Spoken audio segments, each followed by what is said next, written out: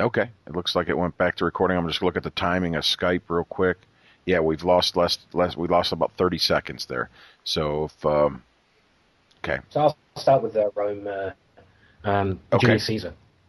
Julius Okay, Caesar. Okay. so with Rome under the threat of a gold-based currency system being debased by interest loans, Julius Caesar enacts a series of laws which bans the concept of interest on loans, which once again takes you back to that Melchizedekian principle that is found in the Bible of no interest on loans, a principle that's found through quite a few different religions, but our focus is on what's happening in Rome at this time. Okay. And so Julius Caesar enacts these laws, and these laws are not really adhered to. Why? Because for the banking houses of Rome and certain financial interests, there's more benefit in milking a interest system that, as we've seen through history, funnels the vast productive output of any economy into the hands of a minority. And if that minority have the power to issue coin and run banks and so on, then ultimately it ends up in their control. And they're not going to want to enforce non-interest loans because it's of such benefit to them. The point is that the Roman Empire is starting to seriously implode under the pressure of this, and it's starting to lose its gold, and the gold is ending up in the hands of outside interests. Rome faces the very serious problem of not even being able to pay its armies to maintain its imperial power. So, as we develop on through Augustus, this problem becomes more acute in the Roman Empire, and Augustus himself starts to recognize the problem. But it's not until 22 AD that we get a situation which by that time Tiberius had come to the throne, where Tiberius makes an absolute statement: we've got to stop this. This interest on loans is bleeding the Roman Empire dry. Now, the context from a biblical point of view at this time is that a certain individual called Jesus Christ would have been 24 years of age at this time. And what we're seeing in the Roman Empire, even at this early date, is that there is a movement, a backlash against the deprivations caused by an interest-based money financial system. And what we then move on to is that at a later point, this backlash against an interest system reaches a climax in Rome at exactly the same time that the Bible tells us that this individual, Jesus Christ, is responsible for attempting to throw out usurious money interests and lenders from the temple. This is not a coincidence. This is not an isolated event that is taking place in the backwater province of the Roman Empire. What we're actually seeing is a empire-wide movement supported at the very top by the emperor of Rome that is seeking to displace the influence of banking institutions that lend money as a debt, basically lend money at interest. And key to this loss of Rome's gold currency, its reserves, key to this is the role being played by that temple in Jerusalem. That temple in Jerusalem is actually the center of the financial system that is bleeding Rome dry of its gold-based currency. And what we know down through history is that those people who left Babylon at the end of the Persian captivity would have been very much a part of the group of Judeans, or the tribe of Judah, that had arrived back in Jerusalem and had been given permission to rebuild the temple. What we also know is that at that particular time, through the next centuries, the priesthood that ran things at that temple not only became corrupted, but became infiltrated by traditional enemies of the house of Judah, the Edomites, the various other non-covenant peoples, you could call them, who moved into positions of power within the temple and started up this practice of allowing money to be lent at interest, money lending to take place. What I'm proposing to people here is that we're not just talking about a cottage industry where people are, where moneylenders are sitting down and saying, how many doves do you want? I can sell you some doves and I can lend you the money to buy the doves. That low scale stuff. Yes. What we're actually talking about is a seriously connected international operation emanating out of the temple that was rebuilt by Ezra and Nehemiah, the people who returned from Babylon, and had been infiltrated by the major concerns, financial concerns of what used to be the Babylonian Empire. Those old guys, the same traditions and peoples with traditions going back into the original gold standard practiced in Babylon. This particular individual, Christ, comes on the scene at a time where the highest individual in the Roman Empire is literally fighting a one-man battle against the interests of the banking class that practice usury. And this highest individual has absolutely identified the problem as being a drain of Roman money into the East. And in the East, that system which is draining the money has its roots in Babylon and is now well and truly established in the temple at Jerusalem. Hence the saying, my father's temple, the saying by Christ, you've turned my father's temple into a den of thieves, and such. Okay, the temple had become the absolute center of Babylonian financial ideology and practice, the temple at Jerusalem. The Romans, through their emperor Tiberius, were desperately fighting this system. They found that their weapon was going to be the prohibition of usury. And at the same time that this happens, Christ makes his move on the temple and attempts to throw out the moneyed interests who are running the temple at that time. He is not successful. He does not actually stop the practice. What he does is he provokes a backlash from them and a program of persecution, which ultimately leads to his execution. This is, from a secular point of view, the true story of what was going on in Judea and its relationship to Rome at the time that the gospel record says Christ was conducting his ministry in Judea. The financial battle going on at that time was really the backdrop to everything that you read in the Gospels and everything you hear about. I'll give a classic example. How many times should we forgive somebody? Christ says to Peter, you don't forgive 7 times once. 7. 7 times 7, which is 49, which is the Jubilee number. Jubilee, yeah. Yeah, it is the That's number beautiful. that is absolutely linked to the Melchizedekian financial system that says every 49 years all debt is wiped out, we start again, and everybody goes back to their original inheritance. This is absolutely anathema to the system established on the plains of Shinar. This is anathema to that system which was conquered by the Persians, went underground, re-emerged in the temple at Jerusalem, and had an absolute death grip around the throat of the Roman Empire at that time. As a result of Christ's efforts, there is a spiritual element which we can't go into and so on, because that brings up the whole debate of his death and resurrection and the implications of that.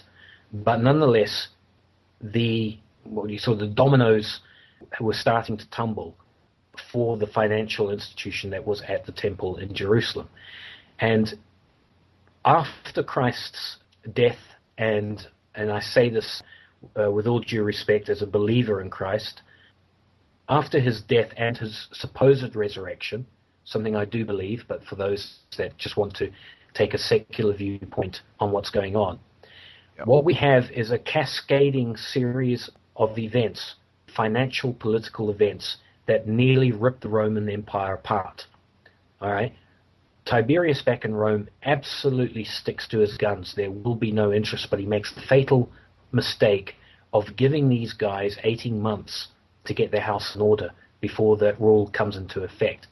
It precipitates a credit crunch, which we're all familiar with today, as it happens, and Yes. so on. Right? Banks go bankrupt. It is the worst financial crash that ever took place in Rome, even worse than the one that hit them in the 300s when Rome finally fell. Tiberius is forced at that moment in time to actually give his entire personal wealth as a stimulus into the Roman system to try and set things right. Now, I find this particular part incredible because in today's world, the people who are supposed to give their entire wealth as stimulus to get the system up and running are the taxpayers, the average Joe Six-Pack who earns a living and so on like that. Sure. What's very noble about this guy Tiberius is he took it upon himself. It's as if Barack Obama, if he were as rich as Bill Gates and Warren Buffett combined, decided to simply hand over his personal fortune to set the system right. Okay, that's what Tiberius actually does. Powerful. And he does so. Yeah, it's pretty important because this is a man who was later vilified by Roman historians 100 years later, writing after the effect as being a miser and a dreadful ruler and a cruel and capricious man, and so on. It seems to me that this guy really had the interests of the Roman people at heart and gave it his absolute all to ensure that they wouldn't be completely taken to the cleaners by the banks and the financial interests of the day.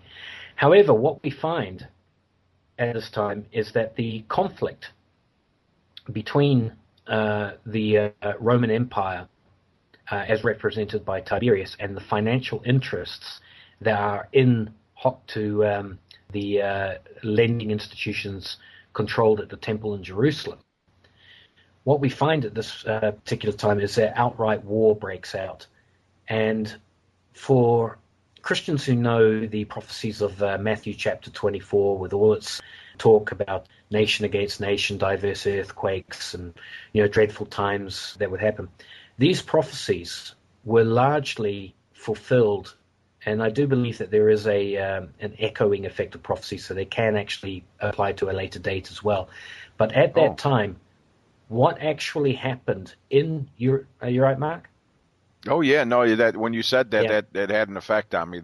It was like, wow. Yeah.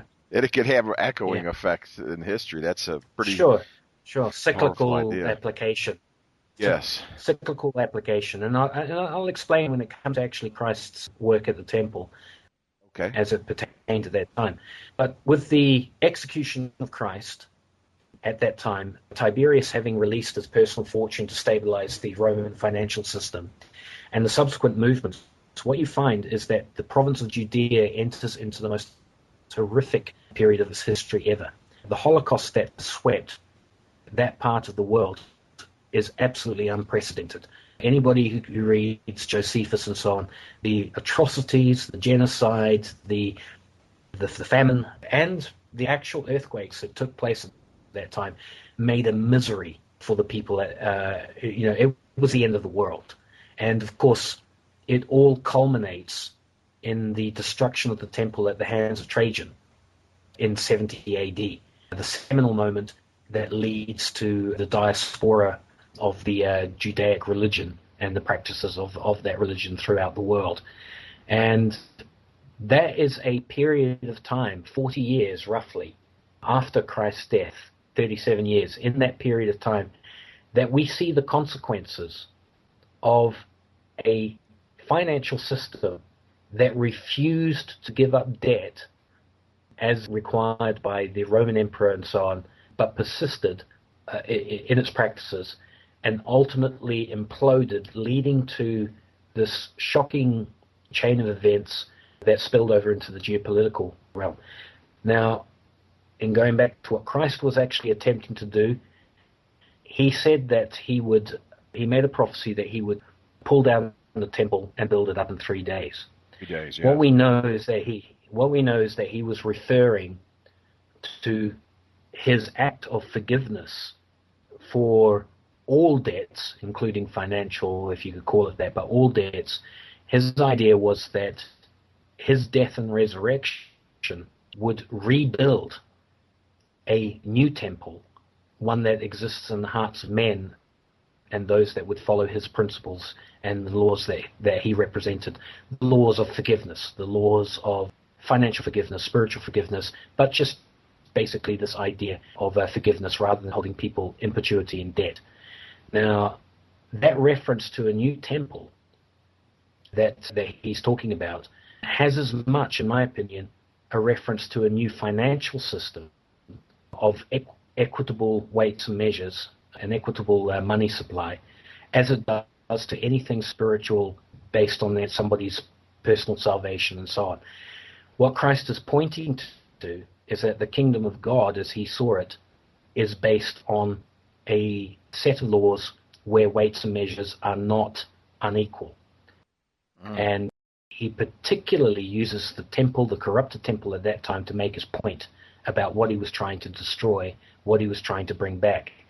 Now, for those out there who have a faith and a belief that there is a return of Jesus Christ, I prefer to look at it as a revealing of the hidden Christ after his ascension into a different dimension. But basically, for those who look for a return of Christ, the single greatest sign that you could be looking for in this world today would be a much larger scale version of what he did at the temple in driving out the money changers. It is not a coincidence that Christ's first public act is the act of driving out the money changers. And it's my understanding that his first act, or the act of the revelation of Christ, the second return, whatever you want to call it, will start in like manner, but on a far larger scale. Wow, that's powerful, and it's exciting to me at the same time that it's probably also, because we're going through that, yeah. Yeah, it's that's it. We seem to be in that present time. I go back to when you were talking about Persia, and I said, isn't that funny that, people think of Iran as an Arab nation? It's actually a Persian nation. I knew a guy that was a cousin of the Shah of Iran. Probably around 10 years ago, we had a long conversation where he explained to me the difference between Persians and Arabs and what's going on with Iran, and that here we are now, part of the system of usury, going after one of the few remaining areas in the world. It refuses to indulge in it. Yeah. Indulge in it. And here we are going after Persia again. And the idea of the shifting that's going on in the world now, that it's coming to a crash, which you talked about, which is probably that one being the worst in history. If we look at a cyclical thing, we are now into the one that may be even exponentially bigger, that'll dwarf it. Exactly. So then the excitement is to bring in to say, well, if it's cyclical, and what you're saying, the connotations of what you're saying is that means that there will be a presence of Christ, of Jesus coming back also somehow, and that's I'd like to get into that a little bit of how that might present itself. That if those two things are lined up in perfect history and come back in equal weights and measures at this time in history, then we're in for something quite amazing coming up. Yeah, again, I would call it an immature understanding of a return of Christ, this idea that he becomes a bright light in the sky, and everybody goes, oh, it was true, he was God, and the next day we're all in this amazing presence, and our needs are all catered for, and all the bad guys have gone to a lifelong hell of torture and so on like that, and us good guys, if we're amongst them, are left. This I completely reject as an understanding of what's going on. And when you talk about the Iranians and the Persians and how prescient it is today, in today's events, in relation to what is the Babylonian system of money control, and that's what I need people to really get their head around.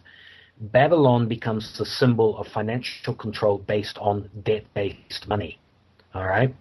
And the prediction is for the emergence of a mystery Babylon, a kingdom of merchants that would ultimately emerge at a later time in history.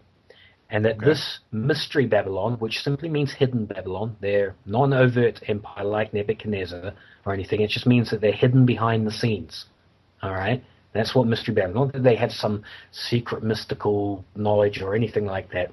It's a hidden kingdom of merchants that control things behind the scenes. But by using the term Babylon, it links it back to that system developed under Nebuchadnezzar. And that system, by being linked back to there, will share exactly the same fate as the first system did, but one has to read the symbolism implicit. And so I've actually written a couple of articles on my blog roll on where I think this is going by looking at events in ancient Babylon as history tells us, not just the Bible, but history itself, and then looking at that as events today as an echo of what was going on back then. And what we have to do is establish the players that were involved. The Persians were brought against Babylon back in ancient times. The way that they conquered Babylon was extremely auspicious. It happened at a time when the leadership got drunk. The leadership of Babylon got drunk. They had an orgy. They desecrated the gold vessels of the temple. This is according to the biblical account of this episode. Okay. And a thing called, there's a very famous moment, mythical moment, people might want to call it, whatever. It's called the writing on the wall. You'll be familiar with it. Yeah, the writing on the wall. That writing on the wall incident, Daniel, the prophet, biblical prophet, was brought in to try and interpret what was going on. And he just basically said, what it means is you have been weighed, you've been found wanting, and your kingdom will be given unto the Persians, to paraphrase the translation. And again, we have reference, don't we, to you've been weighed, weights for measures. Yeah, weighed. And you've I been caught found that. wanting. You are operating a system of diverse weights and measures, and you've been found out for doing so. Is essentially what I believe has been intimated by Daniel in his response to the Babylonian prince that was drunk at that time. Now, they said, fine, it's pretty scary and all that kind of stuff, but they carried on with their party. And that night, the Persians walked into Babylon totally unopposed by simply draining the Euphrates River and walking under the iron gates on the dry riverbed. And they diverted the river, walking under the dry riverbed, and the whole of Babylon literally awoke to a new guy in charge. And the leadership of Babylon, not the city was not put to the sack, but the leadership of Babylon were executed and done away with. If we take that series of events and look at what's happening today, and we identify that the players involved are Mystery Babylon equating to ancient Babylon, that kingdom of merchants practicing an interest-based money lending system, an international financial system, and we identify the Iranians as the Persians because they hold the name, who do not subscribe to that system, but we also give them the title of what's called the Kings of the East, and so on. What we find in the book of Revelation is that the Kings of the East make their move at a time when they do what? They dam up the Euphrates River. And they you cross broke over. up a little bit there, Troy. You Okay, broke up just as you were from? saying. Well, you said they do this, they something the Euphrates River. I didn't catch what you were saying there. Okay. The Kings of the East, which incorporate the Persians, but basically refer to any power that comes out of the East, is predicted to dry up the Euphrates River once again as a way of bringing down Mystery Babylon. Okay? Now, what is key here, if we've identified the financial system as it exists in the West today as Mystery Babylon, and we've identified the Persians as representative of a non-interest-based financial system, and so on, and their allies as the kings of the East, then what does the Euphrates River represent? The Euphrates River represents liquidity. It was the lifeblood of ancient Babylon, and the lifeblood of modern-day financial Babylon, or Mystery Babylon as we know it, is fiat money liquidity. So the echo that I am looking for, and this is the thing that I do not, I'm not talking about prophecy, woo-woo sort of stuff or anything like that. No. What I'm trying to say is history rhymes. in a very repetitive, there is a spiral, cyclical nature for how things happen in the world, and you can even come to this conclusion without giving it all the biblical trappings and so on. What we can expect to see is that the financial interests that rule in the world today are getting cleaned out. The tool by which they are being cleaned out is the kings of the East and their particular system. And the means by which those people are using to clean out the financial interests of the modern Babylonian financial system is to dry up liquidity, i.e. what's called credit crunch. Yes. Okay? So Christ's first action in getting rid of the money changers back in the time of the temple in Jerusalem was very much linked into the subsequent credit crunch that nearly brought down the Roman Empire and eventually destroyed the temple at Jerusalem in 70 AD. So the pattern emerges both from the time when ancient Babylon fell and from the subsequent clues that we get from the life of Christ. That this particular financial collapse should, if we're correct, follow a pattern in which liquidity dries up. The Persians, the Chinese and the Russians, and I would throw Germans. There's some very, very strange thing on with the German influence and so on, is moving against. Right. Yeah. Mm-hmm. I'm sorry to interrupt you. That was actually well, it wasn't a breakup. It was a breakup combined with a condensation of what you were saying, like speeding up and slowing down. So it was just a weird anomaly. So you were starting to talk about the kings of the East, and you were starting to go into, I believe it was China, Russia, and the Persians. So if you want to kind of continue at that point, that would be wonderful. Christ cleaning up the temple in a subsequent crunch that nearly brought down the Roman Empire, but actually destroyed the temple in Jerusalem in 70 AD. Yes. What we can expect to see here as a echo of those times, but a louder echo, is the modern Western, what I call the Anglo-American banking establishment, will come under extreme pressure through a credit crunch, a lack of liquidity, all right, a damming up of the tributaries that funnels out their fiat money into the system.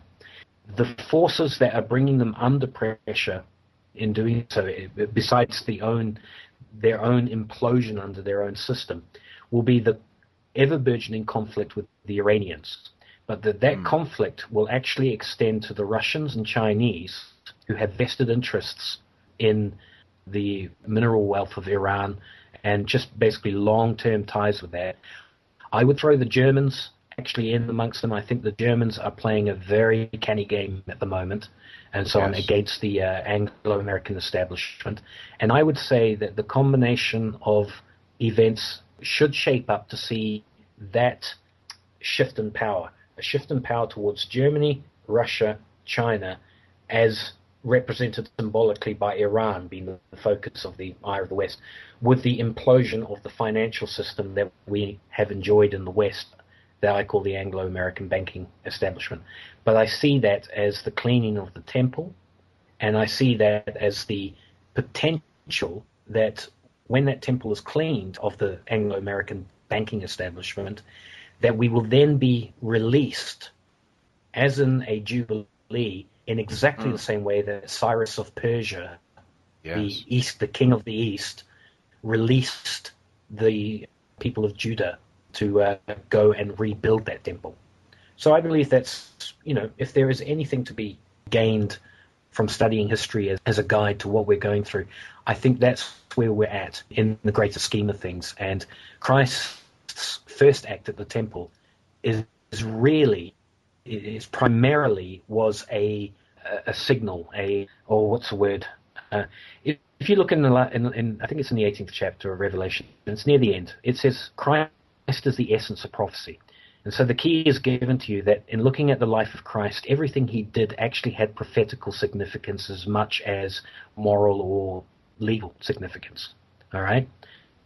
So his first act in his ministry when he walked on the earth was to start the whole ball rolling by getting rid of the financial system. That, in a nutshell, is, I believe, what is happening now as a precursor to a second emergence of Christ, or of the Anointed One. So, wow. So, I mean, first of all, I think it seems like we're really, really close to that point just through mathematics, that we're at that point, that precipice now. And also that the people in charge of that money system, the Babylonian money system, seem to be moving this forward against their own good, in a sense. Or are they trying to continue to juggle to keep it going? Like it's working despite of what they want it to do, or they're the ones that initiate it, start it, keep it going, keep the ball rolling. Then it gets to a certain point and goes, and they're trying to get in front of the rolling snowball effect to try to stop it. But it's going. It's happening anyways, regardless. Yeah, absolutely. What I didn't mention before, which I think is extremely significant, is I've been watching these events unfold since 2007, when the first part of the financial crisis started to wash over us, and I saw two things there. Number one was, if we go back to the writing on the wall, in the context of what was happening in the writing on the wall in ancient Babylon, two things happened that I thought were incredible. One was, it's Wall Street that is largely at the center of all this. All right? Yeah. Okay. The second one was when President Bush got up and actually stated, in his annoying, colloquial way, "Hey, Wall Street got drunk." Do you remember that, when he said that? I don't. That's pretty profound. If you do a search on YouTube, Wall Street got drunk, all right, George Bush. If you use those key terms, you'll come across a video of George Bush, and it's one of these videos taken at a function that wasn't covered by mainstream media. It's a phone recording video. He's up there saying, "The trouble is, Wall Street got drunk." Now, when I saw that juxtaposition combination of wall and drunkenness, at that time I thought, now that's synchronicity. That's the writing on the wall right there. You betcha. It's the writing on Wall Street and so on. Now, the only other place that I find this, well, there's actually plenty of other places, but if you go into Jeremiah, and I think it's the 56th chapter of Jeremiah, it's one of the later chapters of Jeremiah. Jeremiah makes reference to Babylon in the context of Babylon being the system most at odds with the Melchizedekian system of debt-free money. And he talks about the walls of Babylon and how famous the walls were for being impenetrable. And what Jeremiah states is that the more they try to shore up the walls, the more they try to build up the walls, all they are doing is adding fuel to the fire that will burn down Babylon. Now, if we go back into the chapters dealing with Mystery Babylon and its fall, for those who have a particular interest in eschatology and its relation to times that we're in and such, it says very clearly that in 1 hour does Babylon fall, or this Mystery Babylon, okay? Yes. In terms of numbers out of the Bible, 1 hour actually equates to 2 weeks. So I am expecting at some point a 2-week period of time that will see the virtual disintegration of the financial system as we know it. Not finance. We're not going into a Mad Max world or anything. I'm not predicting anything like that. I'm just saying that those guys that run the system as it is at the moment, all right, the big 5 banks, the central bankers, I think there is going to be a time where in the space of 2 weeks, they will be so impaired by an imploding financial system, they will become irrelevant to the rest of us. And at that moment, that's our time to start talking about what's going to replace them. That's it. That's the culmination of the point where I'm at. In our emails back and forth, one of the things that I said that is personally been coming into me for the last several years. I went down to Peru, stayed up on top of Machu Picchu for 3 days. And most people have to come down at 5, but the man I was with was paid for the hotel for us to be up there for 3 full days without coming down, and I just have been getting this thing about Jubilee. And the idea of the magician, to say the magician is to distract you away, to look over here, be careful of this, but in the real magic of what's going on, or the deception, is over here. In that sense, it's like there's going to be a look over here, watch here, so there's a sense that there's this Jubilee time is here. However, if we aren't prepared for it, aren't watching for it, or don't know what it is, and don't know how to implement it, the idea is that it's trying, because they know it's coming too. They're trying to distract us from knowing that it's coming, because they know the implications of what the Jubilee is. Can you go into that a little bit, if I'm accurate? Yeah, sure. Totally accurate. I don't think, Mark, that they have a biblical understanding of Jubilee. They just know that this financial system that they operate, it goes back to that movie you talked about, all right? They know it comes up and it crashes. It comes up and it crashes, and so on. It's a cyclical thing. They know that they're due for another crash. I think most of them think that when I look at world history, I see 6 major crashes in world history, including the one that I believe that we're in at the moment. The last one being the French Revolution and what was happening around that time, and it's geopolitical. I think they think that they're going through something like that. I actually believe that it's more close, not even to the Roman situation, but to the crash that took place in the 1340s, which was probably the second worst one on record after the crash in AD 33 in Roman times. But the infrastructure was virtually exactly the same in terms of the financial system that led to the collapse in the 1340s, that ultimately led to the Black Death. Well, was actually almost directly a cause of the Black Death that decimated Europe at that time. That's the one I think that they should be looking at, rather than the French Revolution collapse. It's scary for everybody, but these people have become so complacent. They always come out on top, they believe.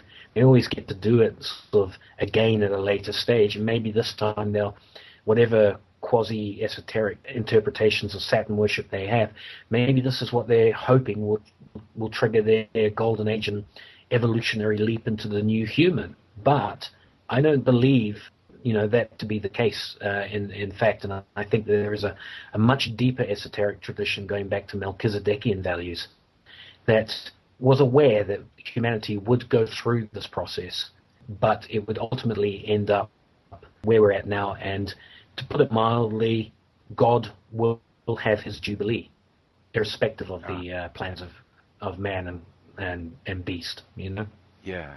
Knowing that this is coming in, this Jubilee time, what is there for us to do? What do the listeners, myself, you, do we just sit and watch this, or do we participate? Do we call in the Jubilee? That's kind of what I've been doing the last couple of years, is calling in the Jubilee, calling it in.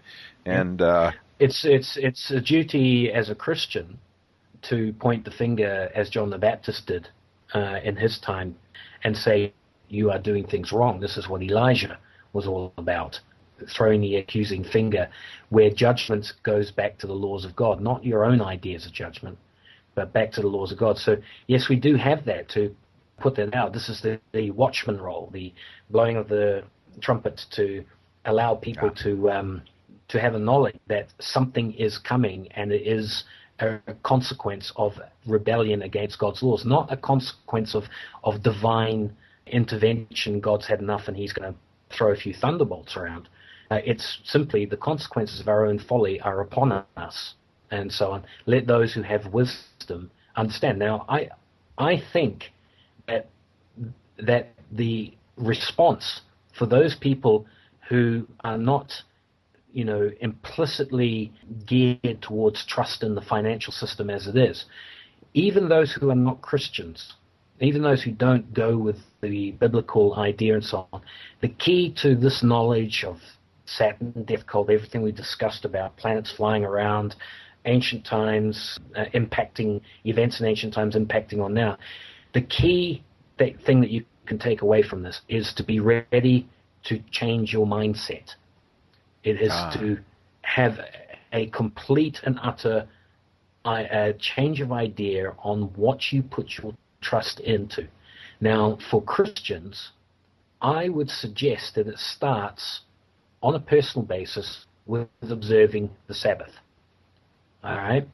When you go back to the Judahites rebuilding the temple as a template after they were released by the Persians, if I'm correct, and the kings of the East, as they are today, the Germans, the Russians, Chinese, and Iranians, and so on, are going to give us the means by which we can be released from this financial system. If that takes place, I believe that the first thing that has to people have to get their heads around is rest 1 day in 7. Let the land rest 1 year in 7. And basically let all debts be cancelled 7 times 7, 49 years. We're back to Jubilee, but it starts with the Sabbath. And that's exactly what the guys who rebuilt the temple after being released by Cyrus of Persia, they went back, they discovered the law, they didn't realize they were doing things wrong, they were building the temple, they were engaged in commercial activity on the Sabbath. It suddenly dawned on them, hey, no, we have got to start observing the Sabbath. No work for profit is to be done on, 1 day in 7. Now, I've chosen for myself personally a Sunday. There are plenty of people out there that say that the Sabbath is actually a Saturday in relation to that. I think that will ultimately be worked out as people go back, to time. I'm happy to follow personally a 1 day in 7 as Sunday as my 1 day in 7. But Yes. When I talk about a mind change, I am prepared that if I were a fellow citizen of the United States with you, Mark, and that I would be prepared to accept whatever day the nation decided to designate as a non-work day, where no work is done. In other words, corporate response. Yeah, we used to have blue laws this Sunday, and when I moved to Texas, I didn't know it in New York, but when I moved to Texas in 1982, they still had the blue laws, and I would be like, why can't I buy anything on Sunday? There were certain things you could buy and certain things you couldn't buy, and I actually got to liking it. I really enjoyed the essence of the people of Texas in their observance of that day together as a state. Yeah. I mean, it's tragic because, no matter what jobs you go for these days, almost seem to be geared, must be able to work weekends, must be able to, work Sundays, things like that. It's almost as if the current financial system has driven us into this desecration of thousands of years old tradition of having 1 day in 7, and not only individuals being able to practice it, but the nation having it off. Having a day of rest. And that's being subverted. It's incredibly difficult to actually earn a living in today's system by holding to a law of 1 day in 7 being a rest day. But this is what I believe is what we can look forward to, this whole idea, look up, your redemption is near.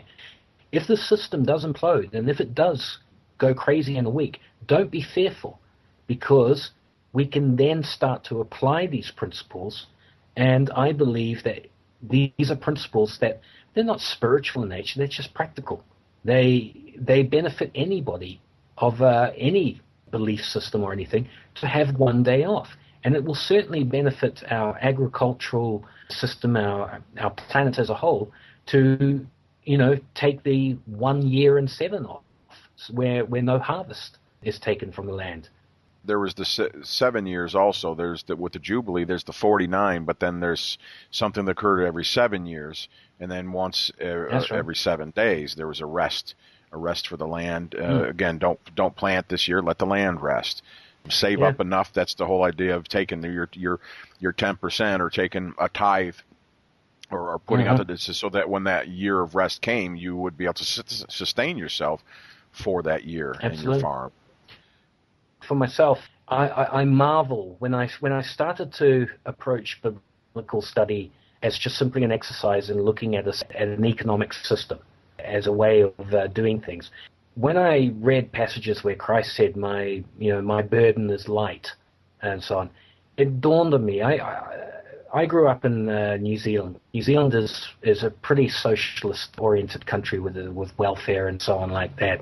We pay minimum 33% tax. My father, Wow. at certain levels, was paying up to 76% in tax because he was, I was very privileged in my upbringing. I had a father who earned a lot of money and worked hard to do it. But, in his part of his pay scale was designated as 76 cents out of the dollar being taken in tax. All right.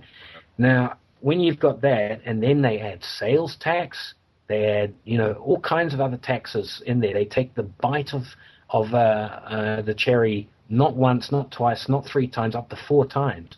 When you live under that system and such, it's not surprising that we have, there's nothing productive happening there. And I came to an understanding about how the biblical economic system works, and it works simply like this.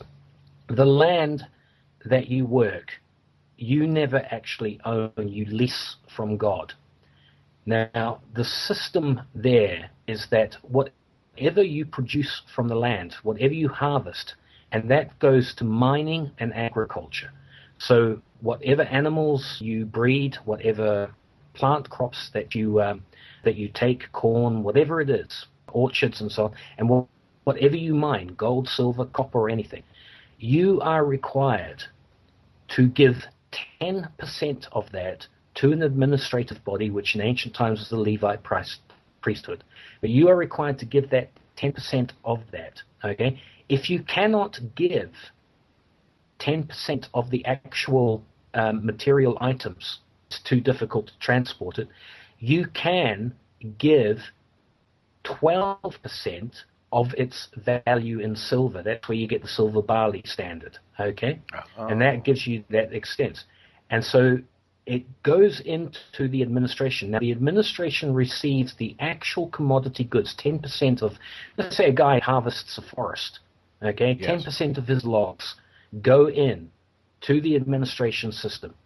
And then that administration system is there to oversee the poor people of the country being able to utilize those raw materials for their own productive capacity. In other words, rather than just receiving a handout, they are given 10% of all the land's product that is produced or mined and so on, from which to actually go into business for themselves to do things and so on. But because it's only 10%, they will never threaten the people who still retain 90% of what's coming out of the land. But it gives them something with which to generate an income, all right, for those who have fallen on hard times. That's God's welfare system, all right, 10% of what's there. Yeah. Now, here's where that's all God ever takes in terms of what comes now. If I go and buy a log, all right, from one of the guy who harvests those logs, and I turn that log into a piece of furniture, and I sell that furniture for whatever, piece of silver or whatever it is that I'm willing to accept for it. Under God's system, he makes no claim, no tax on that income. Whatever is your own labor, all right, is yours. This is so at odds with the Babylonian system. All God wants is 10% of what is harvested from the land and what is mined from the land. And he doesn't even want this. It's not as if he's got some warehouse that he's going to, pile it all up in and go and have a look at and so on. He wants that to give it to an administrative body so that the poor of the land will have something with which to work with, all right, and be able to harvest and so on, okay? Now that, in other words, there is no income tax on anything after that. So whatever you use, the minerals, if a car maker who turns them into cars and turns iron ore into cars, sells them and so on. Yes. God is making no claim. That's his property. That's his stuff, and so on. Okay. The only other time that God demands a particular, what you would call, and this is, the word sacrifice has been so abused in people's minds in terms of what God wants. But the only time that God demands another sacrifice, or a tithe, if you could call it that way, is there is a certain festival in the year, and it's I can't remember, I think it's in Tabernacles, or just before that, Feast of Trumpets. And what this is that you are to take 10% of your income. All right, so remember that income that I got when I made a piece of furniture? Let's say I got 100 pieces of silver, all right, from that income. Okay. That's mine as far as God is concerned. What he insists I do is I take 10 pieces of silver, 10% of that, and once a year I go to a festival where everybody brings their wares, brings all their stuff, and I must spend that 10 pieces of silver on something for myself.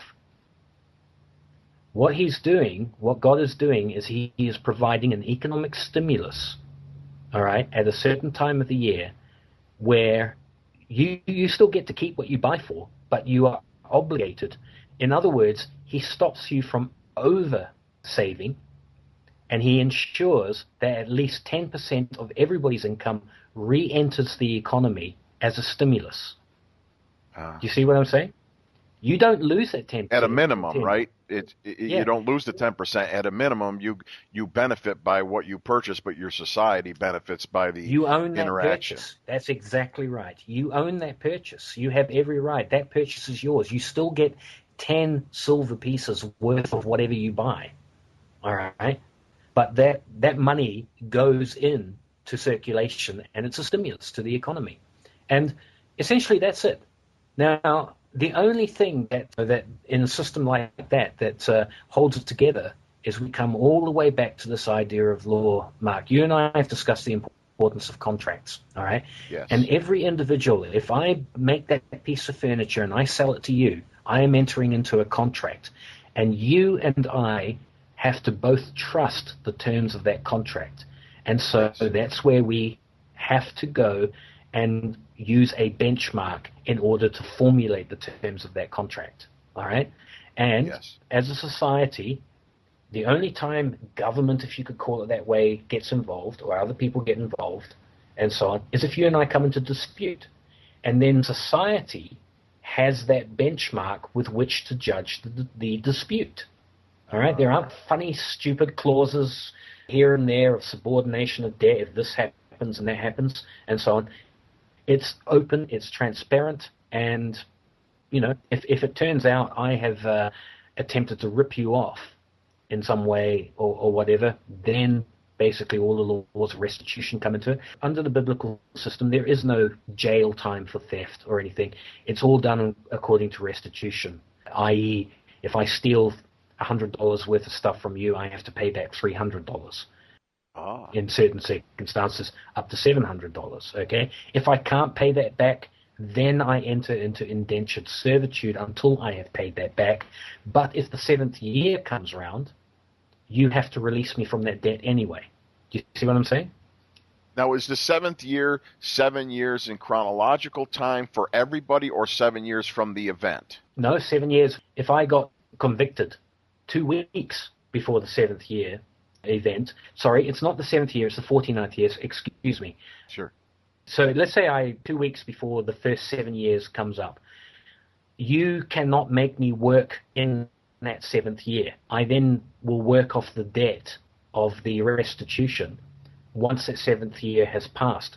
But if I still have not worked off the full amount of what I owe you in restitution by the 49th year, if it's that big a crime, and so on, then I am released from that debt anyway, and everything starts again.